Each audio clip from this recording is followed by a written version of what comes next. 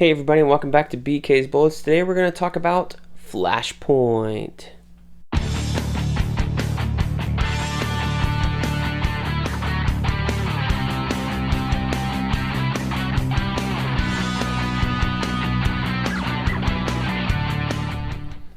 Hey everybody, and welcome back to BK's Bullets. As always, I'm your host, Brent. I thought we'd talk a little bit about Flashpoint and flip through this trade paperback here. We'll call it an overview. Just because it's to give you guys a little bit of commentary and not trying to ruin it. But if you've been reading the DC Universe at all for the past, 10 years, you're going to have to know Flashpoint. Because this is the thing that kind of sets everything off in motion to where we are now. So Flashpoint happened in 2011, and this was Barry Allen and Geoff Johns. Barry Allen, the character of the Flash, with Geoff Johns writing, Andy Kubert on pencils, Sandra Hope, Jesse Delperdang on inks, Alex Sinclair on colors, Nick Napolitano on letters. So this story launched, and it had kind of been set up a little bit because we had Barry Allen return in this volume, Flash Rebirth by Geoff Johns, Ethan Van Sciver, and there was a lot of hype for this book, just from the cover alone. Great cover. Ethan Van Sciver, a little bit of a jerk now. Thanks Comicsgate for ruining our favorite artists. But anyway, we can go through this book another time. But basically, at the end of this book, there was I think there was some teases or something like that. You have something going on here. You got these other guys waking up. It's supposed to be, no, maybe it wasn't this one. Anyway, Flashpoint Rebirth happens. Barry comes back. Basically, they reset the Flash family. This is still all post-Infinite Crisis timeline, right? Post-Blackest Night. Blackest Night happens in between this. And then you have Brightest Day. You have the Flash series launch with 12 issues. And it's in that 12 issues of the Flash that follows this Rebirth storyline. Where they go, Flashpoint is coming, and you're like, what the hell is Flashpoint? Enter Flashpoint, and you're reading it, and as Flashpoint ends, they basically erase the entire universe, right? You have the entrance of the New 52 storyline here. So you get this new Flash costume, this new Batman costume with the lines and the armor look, all this stuff, and you're going, what is this? In the middle of this story, they announced that they were going to relaunch their entire line from scratch and go day and date digital. I remember sitting in a meeting down in Tampa on a lunch break, reading the news on Newsarama, and them going through all the titles, all that different stuff, and saying DC starting over with number one, including Action Comics, including Detective Comics, which are at issue, I think one of them was at 900 by that time. So it was a big deal because we knew that these two companies, Marvel and DC, were going to race to the first to be 1,000, right? So it was a big deal to say that they were going to launch this stuff day and date digital and just relaunch their entire universe in general. And we didn't know that when Flashpoint started, this was going to be the vehicle to do it.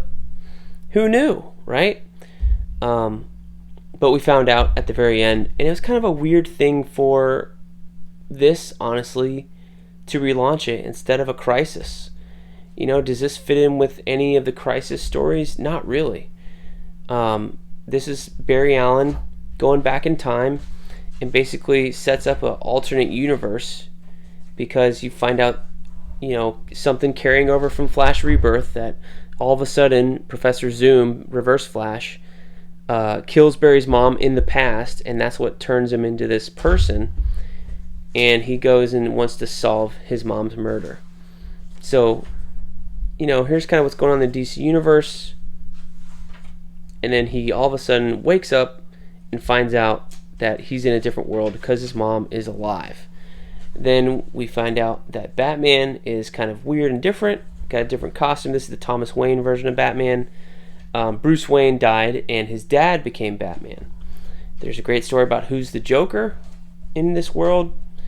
You don't find it out in these issues, but you do find it out in that little miniseries. But yeah, this Batman's way more brutal than we've seen him recently. You have people without powers. You have Wonder Woman, who's a crazy Amazon warrior at war with Atlantis. You have Superman, who's kind of powerless. You have Cyborg, who's like the #1 hero in the United States at this point in time. Here's Superman, skinny Superman. I kind of love this version of Superman. Just so funny to be so powerful, but so gaunt because he's never worked out. He's lived in a hole his entire life. All these different things. Yeah, here's Aquaman and Wonder Woman at war in London. And then you have Reverse Flash sewing back up, and that big shocker. You did this, Barry. So, I think this miniseries is fun. I think it's just weird that it reset the multiverse. In these 2 pages is kind of where it happens here. He goes back to kind of reverse the Flashpoint and then stop himself from doing it. And Inso enters in all these different things. You have the Vertigo characters coming in to the New 52. You have Wildstorm coming in with Jim Lee merging his universe. This is kind of what the new universe is going to look like, right? The New 52 on this page. Here's the old DC universe, and they're all kind of merging this way to where the end, this is all in the New 52 universe with Barry and Flash and these new outfits and stuff. So, yeah, it's interesting. It got adapted into what I think is one of the better animated movies. This is called Justice League, the Flashpoint Paradox. Let me take off the shiny part here for you to look at it. This movie is actually a really good adaptation of this book. And it also did something cool for the movies at the time, and it did the same thing that the book did. Up until this point, the animated movies had just been one-offs, no universe, no interconnection, or anything like that. But when Flashpoint Paradox ends, the movie, you get this same scene with Barry and Bruce in the Batcave, da-da-da-da.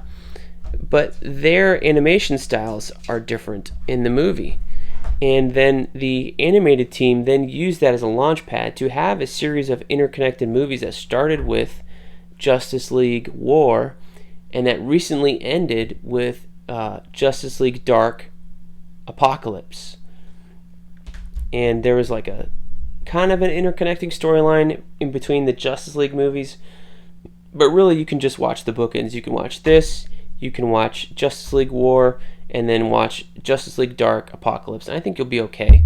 You do miss out on who the Teen Titans are. Damian's introduced in that animated universe. The Justice League Dark stuff. Suicide Squad. There's a whole bunch of movies in there that are all, on different levels of fun. Some are better than others. They're not all great. But it was kind of cool to have this, movie universe that was animated coming out for a while.